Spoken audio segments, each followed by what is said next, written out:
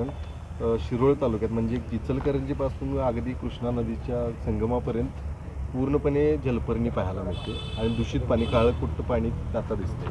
कसं आहे आता सरकारनं मला वाटते मागच्या वेळी देखील आम्ही काही DPR तयार केले होते.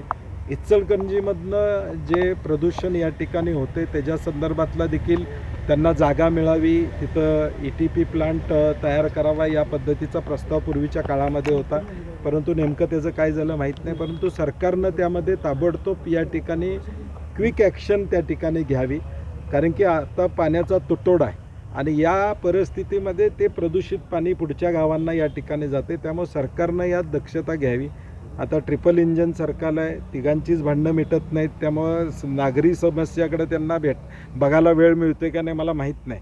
परंतु तिघांची भांडणं तुम्ही कॅबिनेटमध्ये मिटवता, तसं आता लोकांचे प्रश्न मिटवा अशी आमची विनंती आहे. नाही, एकूणच मेटावर त्या ठिकाणी दबाव आहे का अशी अवस्था त्या ठिकाणी आहे. कारण की अल्गोरिदम म्हणजे राहुल गांधींचा एखादा व्हिडिओ हा कोट्यावधी लोकांच्या जवळ ज्यावेळी पोचतो त्यावेळी अचानक तो थांबला जातो, तो दिसत नाही, तो टाईमलाईनवर दिसत नाही.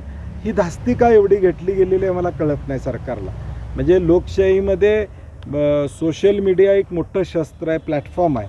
त्यातून राहुल गांधी जगभर पोचत असतील तर त्याची धास्ती मला वाटते मेटावर सुद्धा सरकारचा दबाव आहे अशी ही परिस्थिती आहे. थँक्यू.